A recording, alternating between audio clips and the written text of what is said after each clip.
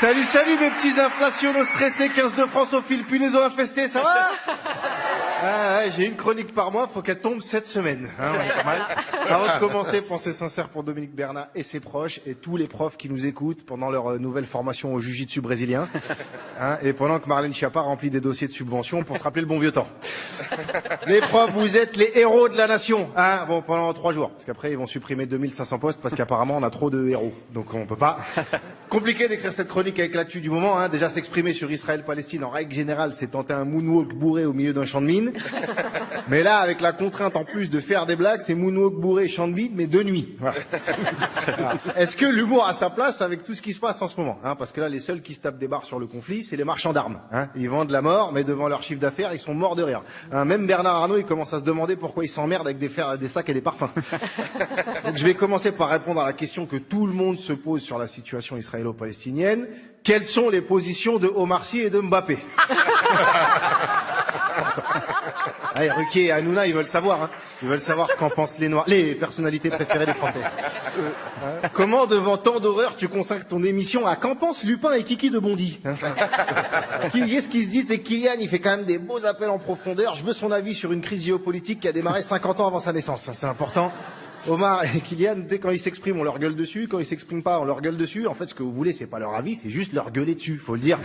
Est-ce qu'on doit s'exprimer sur tous les conflits? Israël, Palestine, Ukraine, Russie, Arménie, Azerbaïdjan, Yémen, Arabie Saoudite. Tout ça, c'est des guerres, c'est pas des matchs de poule. Là-dessus aussi, on doit prendre position, même sur les guerres qui sont dans des pays où on sait pas où c'est. Tu vois, faut quand même. Après, on peut avoir, à mon avis. Tu sais, par exemple, les membres du Hamas qui ont massacré des civils israéliens dans leur sommeil avec des Allahu Akbar plein la bouche. Déjà, le jour de leur rencontre avec Dieu, j'espère qu'ils auront des bons arguments, hein, parce qu'il va te demander où t'as lu ça et qu'il fallait faire ça et en criant son nom en plus. Hein, t'as confondu être un guerrier de la liberté avec être une grosse merde sortie du cul d'un lâche. Voilà, s'il y en a qui voulaient ma position sur les tueurs de ce week-end, elle est pas politique, mais vous l'avez. Alors, après, faut être hypocrite pour pas mentionner le contexte. Hein, vous savez, le fameux contexte. Ouais. On cherche à chaque fois que quelqu'un se fait exploser par un policier, par exemple. Hein, oui, certes, il a pris un coup de flashball à bout portant après une balayette, mais on n'a pas le contexte. Bah là, déjà, quand et où il démarre le contexte? Parce que ce jeu-là, on peut remonter jusqu'aux Cananéens, c'est loin, hein, et on va pas faire la liste de tous ceux qui se sont disputés cette terre juste parce qu'ils n'étaient pas d'accord sur qui a créé l'univers. En revanche, ça n'a pas commencé la semaine dernière non plus. C'est le gouvernement israélien avec en tête Netanyahou, empêtré dans tellement d'affaires de corruption que Sarkozy se sent moins seul.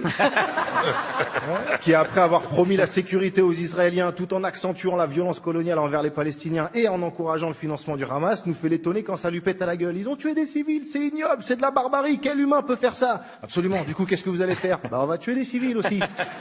Mais nous, c'est une réponse, d'accord? Quand est-ce que t'estimes que t'auras répondu? Il y a un score, il y a un barème, tu te dis, dans le doute, je les tue tous. Il y a plus de 700 enfants morts, à 2000, on tape dans la main, on se dit qu'il y a match nul, accompagné d'une musique qui nous chante que les civils de Gaza seraient complices du Hamas, mais c'est lesquels les complices? Hein, c'est ceux qui sont écrasés sous les bâtiments, ceux que le Hamas retient pour en faire des boucliers humains, ceux qui sont brûlés au phosphore ou ceux qui peuvent pas sortir de Gaza puisqu'autour il y a des putains de barrières. Si je dois choisir un camp, ce sera toujours celui des civils, quel qu'il soit. Moi je pense qu'une vie innocente vaut une vie innocente, je fais pas de différence, j'ai pas l'érudition de Raphaël Enthoven.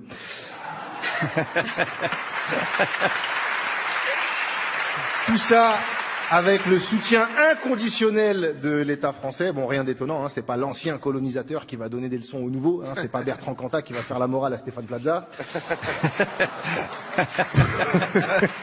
Accompagnez-moi dans cette fin de carrière. Pour vous dire à quel niveau politique on se situe, aujourd'hui on a l'extrême droite qui essaie de nous faire croire qu'elle se soucie des Juifs de France. Hein, ça c'est compter sur un cobra pour vous faire du bouche à bouche, faut pas le faire. C'est juste qu'il y en a qui détestent les Arabes tellement fort qu'ils sont obligés de faire une pause dans leur antisémitisme. Hein, c'est pas de la compassion ni de la solidarité, c'est de la gestion de priorité, ça n'a rien à voir. Là où ils sont tous d'accord, c'est pour détester LFI. Hein. Même Enrico Macias, s'il veut faire un octogone avec Mélenchon, on les a perdus. Sur la question terrorisme ou crime de guerre. Bah, appelez ça terrorisme de guerre et faites pas chier. Hein. On n'arrivera pas à se mettre d'accord sur un mot. Comment vous voulez qu'on les incite à être d'accord sur la paix? On est là à discuter sémantique. Le seul mot sur lequel on est d'accord, c'est mort. Hein, ça, il y en a à l'appel, des deux côtés, du bébé jusqu'à la grand-mère. Aucun débat ne les ramènera jamais à la vie. Parce qu'à force de se demander qui a commencé, malheureusement, on se demande jamais qui va arrêter.